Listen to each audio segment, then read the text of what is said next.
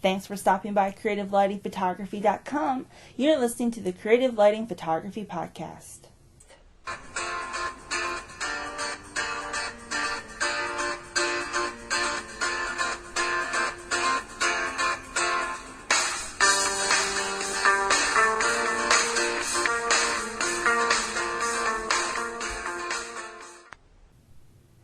Welcome to our podcast. I'm Lucretia Kolba, your publisher and host. We hope you have been enjoying our Facebook page. If you haven't been there yet, head over there. Go find us on Facebook under Creative Lighting Photography Podcast and like us. Our Flickr page is growing. You'll want to join us on Flickr so you can check out the images from the photographers we interview, and you can also see what we've been shooting lately.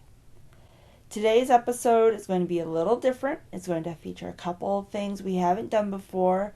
One, we are presenting two different interviews.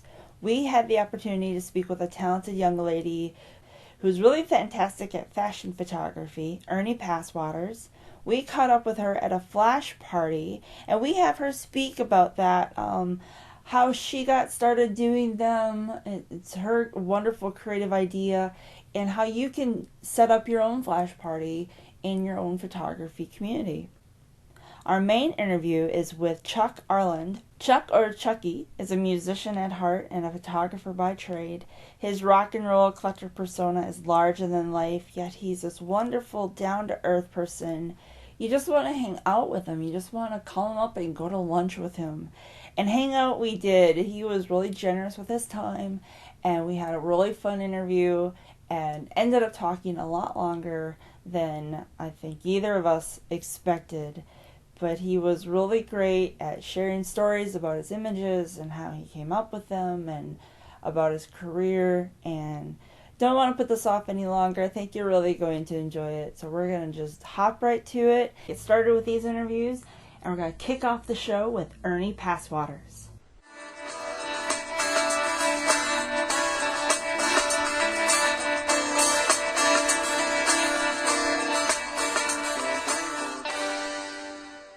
So we're at a flash party, and I'm here with Ernie Passwaters, who is a fellow photographer. And Ernie, tell us a little bit about what you do. I am a beauty and fashion photographer here in the area. Well, you do some really edgy stuff. Like, your stuff is really, like, whenever I see your postings out there and on your website, it's not just an average model shoot. You do some really fantastic, you work with some really fantastic makeup and hair artists. It's really unique. And you're always posting like, hey, I've got this new costume or new prop. Where do you get this creative energy from? How do you come about with these concepts? Well, most of them come by accident. So I'll be like at the Dollar Tree and I'm walking the aisles and I'm always looking for something that might spark interest. So one shoot, I saw a silver Brillo pad. And I thought, oh, this is cool. I could use this on something, And then I walk by and I go, oh, tinfoil and some sunglasses. And I took the Brillo pad and glued it to one side of the sunglasses and then put the tinfoil on the other. And there I had a nice little prop. And then I had a silver outfit and it just worked out perfectly. Oh, wow. It was amazing. That sounds amazing. Mm-hmm. That's fantastic. I love that. Now, I mentioned we're at a flash party, and this is your concept. It started out with me and then Adrian David Payne, too, because we all lived in the same town. And so it just happened that we wanted to be able to work with other photographers and learn from each other. So we would hit a location and all the photographers would come and models and makeup artists and hair people, and we just bombard this one area and just shoot for hours. And so that was supposed to be that when other photographers came, we all learned lighting or whatever, and it just blew up, and now it's like 60 members, I think, wow, in the group. That's amazing. Mm-hmm. It's a lot of fun. I noticed that you get a nice draw of various models. It seems like you have great connections with makeup artists because new ones are always coming in. Mm-hmm. And the energy is always really exciting Right. these. And we've got one going on here today, which is really neat. Yes. And was this your for today, or did someone call you and say, hey, I want to do a flash party, or how did today happen? Well, it used to be that I booked them all and then I would set it up. But now people in the flash party are going, oh, I want to host. And so Doug here was good enough to say, I want to do a fashion one, strictly fashion. And so he let us use his home and the property around here for us to be able to do this. Wow, that's pretty cool. Yeah, so he handled it, and I just kind of co-host. Yeah. I get to just show up. You get to show up. You're a good co-host. Well, I appreciate you putting these together. They're a lot of fun. It's allowed me to have a chance to just, shoot. Sometimes you just got to shoot for fun. Exactly. And not just get so barred down with the business side of things. Right. This is the time where you don't, you can try out anything. So you can do any kind of lighting, any kind of shooting, and if you have a specific look you want, talk to the makeup artist and say, look, this is what I want to do. Can you do it with this model? And then you can be able to do it. Wow. And complete creative freedom. Exactly. That's amazing. So that's why everybody brings their lights, and everybody shoots alien bees. So we were saying everybody owns a trigger, even if you don't own any lights. At least buy the trigger, so that way, if you want to use that person's same lighting, you can use the your trigger to fire the lights. So that was a very good way for us to be able to, incorporate other photographers who weren't part of the flash party at that time. Yeah, and that's a cool thing. I know when I've been at different ones, I'll go up to someone and I'll really like their lighting setup, and there's a generosity here because they've handed me their trigger and said, go ahead and shoot, and there's an openness where it's more comfortable, I think, especially if you're not used to shooting just openly like this and you want to enhance your portfolio, or like you were saying, try something new. It's a friendlier, warmer setting because you can walk up and be like, hey, what are you shooting? Or go to a model and say, are you with a photographer yet? And it's a really cool thing that you've done. Thank you. Well, I enjoy it a lot. This past few years we haven't done it as often, but I do. Every time I want to see a location, I want to do it the old way we used to. Before it was, with cell phone, and I would text everybody and say, okay, I found a location. We're going to be there at 6 tonight. Be there. And then I can have 30 people show up, and we just have a good time and just shoot. Now they've become more structured, and so now, but it works out really well either way. But it's still really fun. I remember one, I couldn't make it because timing wise, but I remember driving down the street, and you guys were at on the west side of Nashville, and I just saw all these bounces of light and these bursts of light. And I'm like, what is going on? And the closer I got, I thought, oh, that's the location. And I even pulled up and went and said hi to a few people, and you had coordinated like cars and models, and there's photographers everywhere, and Fast Freddy's. Yeah, we shot a lot of pinup stuff there, and he would get motorcycles and the cars for us, and which is neat. And people got some amazing shots, and we had one of them at Fast Freddy's. We had over 60 people there. Oh my gosh! Yeah, that's incredible. Everybody who was involved, it was 60 people, and Freddie would feed us. And have the food there, and it helped his business too. And so it's neat that so photographers who shot there made posters for him, so he has them in his restaurant. How cool is that? And he had a rat rod, a red one, and I shot a model on it. Yeah. And so he had a poster of the model with his car on there. Oh wow, that's amazing. Yeah.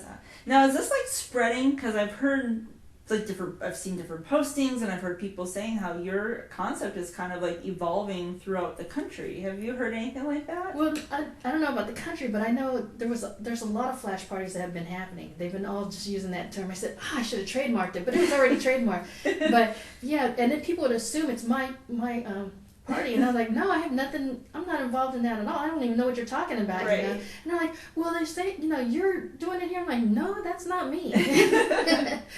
You haven't seen me, posted anywhere. That's not my flash party. Yeah. And so I had to tell some people, I go, be careful how you're calling it, because I don't want to be the one that people are saying it's mine and then something bad happens. Right. We've been doing you need to be careful. We've been doing it for several years, and we have 0 issues. We've not had anybody get hurt. That's amazing. No harassment, sexual harassment, nothing. Because I keep a tight ship when I'm doing this. That's why I don't shoot it. Majority of it. It's because I'm walking it. And I tell the models, anybody does anything wrong, you don't hold it in. You let me know right away, because I will handle it. Good. Right then. Yeah. Because I want everybody to feel safe. And so far, it's 100%. That's amazing. Yeah. Perfect. So. Well, I know you're very well respected, and people do love and respect and appreciate you. And I know when you warmly and graciously invited me to the flash parties, I was like, yeah, I can't wait to get in there, and get some cool stuff. And whether it's just practicing, there's a new lighting setup I want to do, and it's like, well, what better place to go than Ernie's flash party? That's right. You can do that. And I used to have a kit bag, that I would carry all my clothes in, and it was hilarious. Wow. I mean, the goodie bag, we called it. And it just, Goodwill stuff that I have, but it was probably 60 pounds and just of clothes. And the girls just love it because, half the people that call themselves models don't have shoes, don't have clothing, nothing. And I would provide shoes and clothing too for these things. And that way the models could be able to feel good and, fit the genre we're doing or whatever, just so they could just come in and model. Yeah. Well, you do quite the orchestration because just watching it from like an outsider standpoint, you will have hair and makeup setting up like their whole little area. And then you've got like catering. I mean, everyone's potlucks, but it's almost like a catering crew will bring in food. And it's just like amazingly well orchestrated. And then you have your table where we sign our releases. And yeah, you definitely run a very organized, tight ship. And it's what you do is very impressive. Oh, thank you. Very impressive. It's I try. It was by accident, but it just worked out to be, pretty awesome. Yeah. I love everybody in the group too, so it makes that we have this camaraderie. And we're able to, we have that, not the Facebook group. Yeah. And then, we have questions regarding stuff, people can step in and ask, okay, we have this thing going on or whatever. And like when you posted something, and you hope people will at least speak or talk or comment and share any kind of information that we need. And that was the whole idea behind it, is share openly, all the knowledge. Because, you can get off YouTube or whatever, but when you have people that are in town with first-hand knowledge, that makes it much better. Yeah. It's a nice community that's been created here. It's just like a safe place where you can ask something and you're not judged. People will chime in and answer and help one another, and it's really special. It's really, truly special. It is. And then they're all in different levels of where they're at in their photography, too, so everybody can just chime in and share, and which is awesome, because I know I've gotten a lot of information from people in the group. Nice. Being self-taught, no formal education, and then you have some that are formally trained, and then they can tell you, and they talk so technical. I'm like, no, just leave out all the numbers, just tell me, what did you do? Because I am telling you what you did. What I did, I said, oh, okay. Well, make it more simpler then. I need 4th grade. Dumb it down for me, baby. Right. Well, very cool. Well, hopefully these will start spreading throughout the country and help other people in other communities and bring photographers together. Right. Which would be really, really neat. I think so. And keep Ernie's name out of it. Yeah, exactly. I don't have a big enough insurance plan for that. That's how I was to work. Because, that was scary at first when they were all happening. Yeah. And I'm glad nothing bad has happened at any of them. But right. I think everyone just comes in with a very good energy and respectful, and I think with you behind it, and it's a community, so we want to work together, so we don't let anything happen. Exactly. So we can keep doing them. Right. Because they're pretty awesome. Oh yeah, and they're popular. I mean, I can post it on the fan page, and then I can get 60 models right away, or makeup and hair, and And I have to book that many too, because of attrition rate, Yeah. To get 15 to show up, I had to book 60 models, Yeah. Because it's just life happens, and you just never know. Yeah, but the makeup artists are great, the hairstylists, and we even had clothing designers show up. We have a stylist show up. Guys with like the rat rods and all this. Car clubs would come to me and say, hey, you want to shoot our cars? We'll let you borrow them.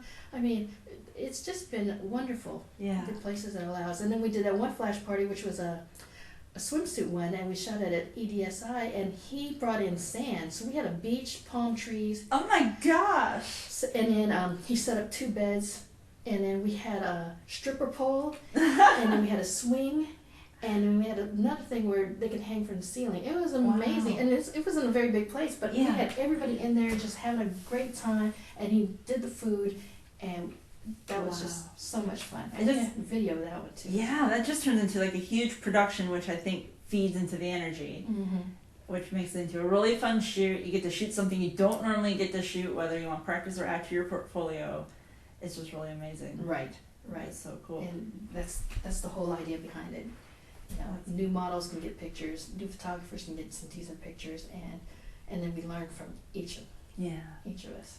So if someone wanted to find you and see your amazing images, where are you at on the online web? My website is missernie.com. Okay. Real easy. Or erniepasswaters.com. They both go to the same one. Nice. Well, we'll get those posted in the show notes so people can check you out. Maybe L'Oreal will finally track you down. That's right.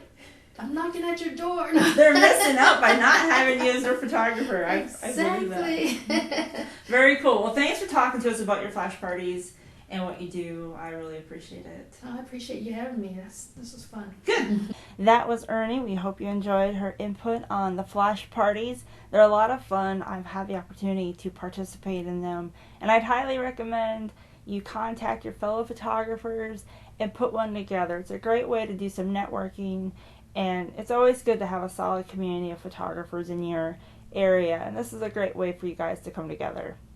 So now on to the big show, as they say.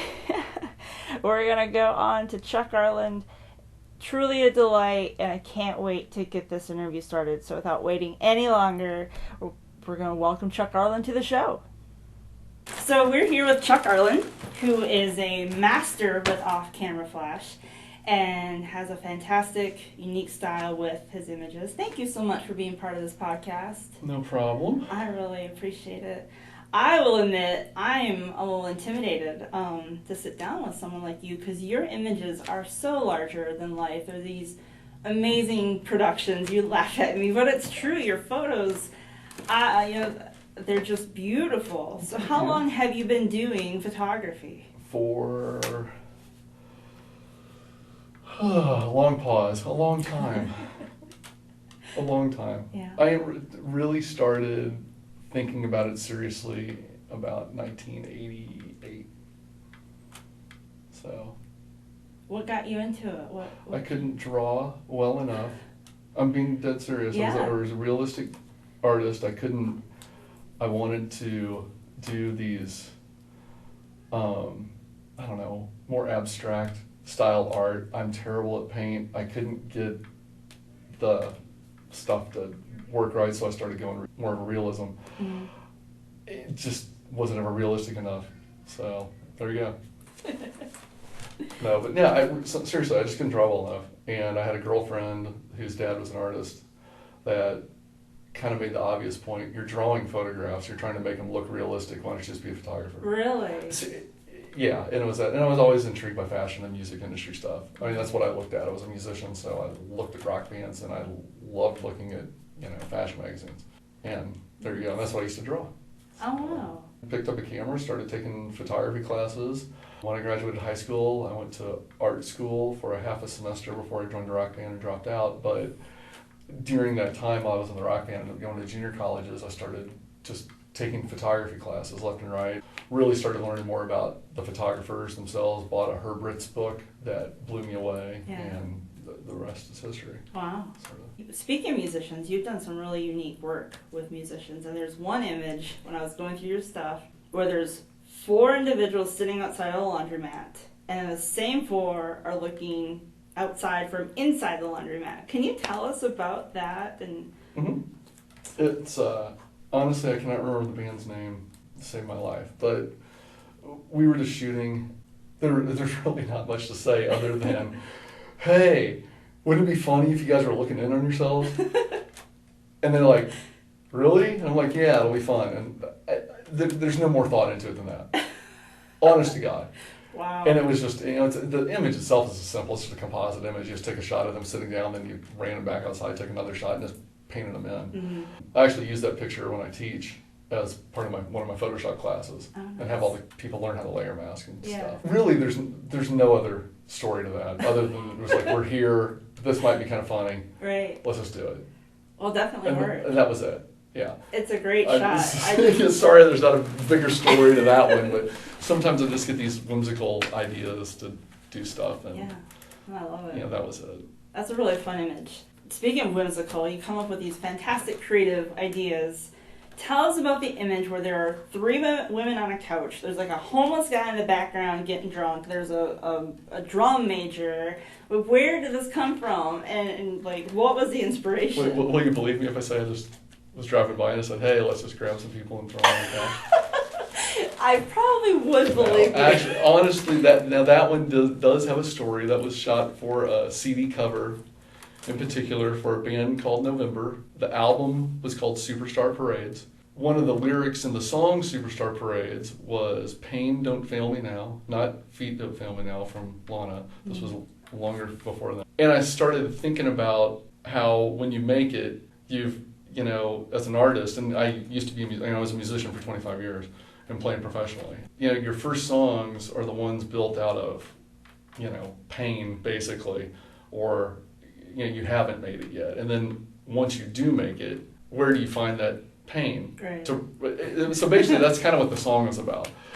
And when you're coming up, I probably in anything, but especially in music, which is what I know, you're always putting on more of a show than probably you are. Like my band personally, we used to walk around with an entourage of people, and it was just, and like you wanted when you walked into a place for people to go, who is that? Right. Even if you weren't anybody, Mm-hmm. it was just part fanfare of the, right. And this was back in the 80s, hair metal. I was in a hair metal band, like Poison. So I started thinking about that, and I thought, okay, Superstar Parade, so let's have a parade, basically.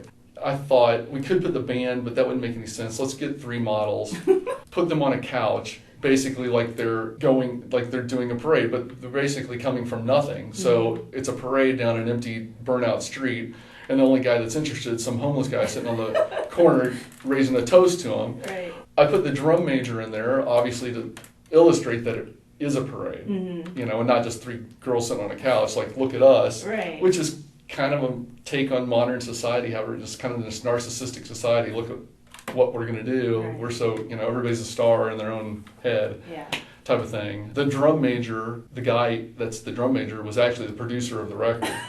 So that makes, it's even more sense to what it was, and you could get really artsy about it and say, they're leading from left to right, which is how there was a lot of thought put into that image. Yeah. So, fun but it all came from the band, and it all came from a song, and I try to do that with every band I work with. It's like, let's look at them uniquely rather than, hey, here's a brick wall, let's go stand them up, or let's just put some guys out with a cool sky and blast them with flash, which seems to be done over repetitively.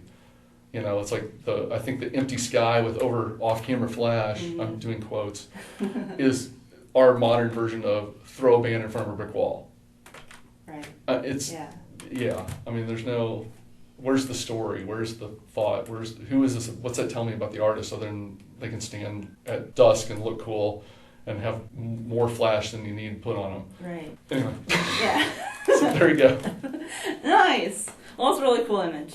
And I'm glad you put that together. That's fun. It was fun. I love your style and find your imagery really inspiring. Where do you get these creative ideas? Now, you just mentioned the song. Do you reach into who you're shooting and try to go from there? Or where does this... Musicians, at least, it starts with an interview with the musician. It starts with listening to their record, or what they are, what they're about. It's, I still feel imagery means a lot to music. I'd hate to see an artist and then put on the music and there's no real correlation to it. It kind of confused me. When I can think of a number of country bands and some rock bands that you see pictures of them and you're going, I didn't realize they were a country band. Right. And vice versa. Yeah. I agree. So, I always use this image. Leanne Womack had a CD cover where it was a really cool cover, white, which she was like in one of these white eggshell things with pink, and it looked like a Christina Aguilera cover. Right. Yet it's like down home country, Leanne Womack. But you look at the CD cover and it's like it looks like she's trying to be a pop princess. Right. If you don't know who she is, you're going to be really disappointed look at this, and then you listen. I was like, what in the world? Mm-hmm. I still think a lot of that has to do a lot. So I guess back to your question, I interviewed the artist and we just kind of started brainstorming ideas with them. They're creatives too. So, and it's very much a team type of thing. That's awesome. That's really cool that you get them that involved. I have to. Because you're right, a lot of these images that I see are just, up against, a very simple background. There's no story, there's no depth, and everything is lost. It is, but that imagery has a purpose. Sure. For, press pictures, here, let's do a poster and sign it. There's rock bands, and so we still just want to look cool. You're right. And but I don't know, it's just... what I was saying earlier is like sometimes the technique itself is overshadowing the image. Mm-hmm. It's like this whole off-camera flash phenomenon where we just blast away and darken the sky as much as possible and then over sharpen it to death. To me, it's just it's hand coloring. It's what and that goes across the board with any imagery. I've seen it, all of the scenery pictures and with weddings and with stuff. It's just, come on, have a little bit of technique. It's it's just so easy for us to go out and do that now with digital cameras. And we've lost the technique of blending and making it look like a photograph because it just kind of looks ridiculous to me anyway. Yeah, no, I agree. Absolutely. And speaking of creative, I found in your blog, which by the way is filled with like these diagrams and stories and is really incredibly fascinating, and we'll do a link to that so people can find your blog because it's fantastic. But I don't update very often at all. Well, you're busy. You're a dad. You have things going on. But in this blog, you have these posters from high school plays. Yeah. Could you talk about this creative process? Because these seem kind of like intense. Like the steps that I was looking at, there's it's more than just a little clickety-click there. I was in Kansas City for 3 years, and while I was there, I wanted to photograph do some business. So senior photography was always something that interested me. When I was here in Nashville at the time, it wasn't a very big deal. Now, 2014, there's been some changing in Nashville, and it's become easier to get into senior photography here, and it'll become a viable business for people. But Kansas City was huge with senior photography. I mean, it's like the groundwork had already been laid. All I had to do was go in and just start shooting some stuff. Nice. I didn't want to open a studio, but I did want to get a little bit of business. I thought this would be fun. So I worked with my high school that I went to school at only. And one of the girls that I went to high school happened to be a drama teacher. Oh, okay. And we were just trying to think of ways that we could get into the senior market without really opening up a portrait studio and really marketing. Right. So I said, let me do your musical posters for, and we did 3 of these, so 3 consecutive years that I was there. So we did 3 posters for them. They progressively got more interesting. But I think the one that you're talking about is Alice in Wonderland. It is, yeah. And all that was, how detailed do you want me to get on this? As detailed as you want. It's a fascinating process. Hopefully people will be able to see it. We'll link to it, absolutely. Gotcha. It's basically a miniature set I built out of little plants and mushrooms that I bought at the grocery store and stuff at Home Depot. And I built this little set, kind of like a diorama, or is that what you call those things? Yeah. And you photographed it, and then I composited the players, which would have been Alice and the Mad Hatter and the Queen, into the image to build a poster out of it. So we shot the kids out at the high school, and I'd already drawn out what I wanted to do. I wanted this little path, and I wanted Alice coming around a giant mushroom. I wanted the Mad Hatter kind of standing behind a big card. So, I mean, I just had him position himself on the wall so where he could just cut him out real easily. I had to get in, a lot of the things with compositing is lighting to making it look realistic. So I knew how I was lighting the scene, so we lit the people according to the scene. Okay. I knew she wanted to put her hand on a mushroom, so we found a big trash can just out. We were just in the back of their school and we shot this stuff. Lit it, and I just had her like, here, pretend this is a big mushroom stalk. Right. So you get your hand in position, the shadows, and all there, and I could just overlay that in there. And I tried to make the composite as easy as possible for me, because I'm not a good compositor when it comes to Photoshop or cutting stuff out. I'd rather just have as much of it done as possible and then just erase what I can. And that's basically what I did. But that idea came from an art project that I've been working on for a long time, and I've only done one picture as a test. I've never done it continually, but it's something that's still in the back of my head that I'm kicking around, and it's basically looking at a dual society in the image, where you would see the above ground and what's underneath us. Yeah. And we never know what's underneath us. So, and I'm kind of wanting you to see like root systems or other things that I don't really want to talk about yet. Sure, right, no. Absolutely. So, but basically I got the idea from looking at a photo magazine a while ago, and I saw a botanist that was photographing root systems. And he had taken a black piece of Mylar and just shot it like, so you saw the horizon line in the photograph. So you saw above the plant and below what the roots were doing without the dirt. So it was just, and I just thought it looked like 2 images within one image. But that got me thinking about using miniatures and doing these and then I thought, ooh, we could create these fantastical worlds Right. with miniatures, with like Home Depot plants and sod and stuff like that, and then your imagination can create all kinds of things underneath, whatever it may be. But that's where the idea of the Alice thing came from, was building a miniature, and using that technique to do that. It's really brilliant. Thanks. I'm absolutely in love with it. I go back to it just to look at it often, because it's fun. like, how fun is this, and how did he do that? Yeah, and the posters were a great little senior marketing thing. I guess people were pulling them and stealing them from the school. That's a cool thing. It really was. Like, she was like, just, there's so much different than anything that they'd ever seen, because there was just a little bit more effort. The other ones, what we did was I had my wife, I don't know if you saw those, I had her paint. We looked at the old movie posters from the actual movies that were done, and it's like, I took elements from, that's where I got the ideas from. Like, I think one of the ones they did was Aveda, with Elton John, and it was Egyptian, so I had my wife like paint like a sphinx and like watercolor and then I overlaid the characters within it, so it looks like a movie poster from like the 50s. How cool. But everything was hand created, so and thankfully my wife knows how to paint. So we paint and scan. I tried doing it, I'm terrible. I can't paint or draw to save my life anymore. But anyway. I haven't seen that one. I'll have to check it out. Yeah, there's 3 of them. There's one for, what was the other one for? It was a sailor type thing. I saw that one. Yeah. That was really cool. Yeah, and then she painted that too. And Really? we just shot the girl in the studio for that one. That was actually probably the less complicated of all of them, because there's only one person. But that's really cool. Yeah, that's very nice. That concludes the first half of our interview with Chucky Arlund. We had such a great time sitting with him, and hopefully you're enjoying the interview.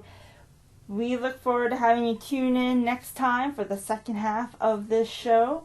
Until then, keep shooting. Contact us on Flickr, Facebook, give us some feedback, and we'll check in with you next time.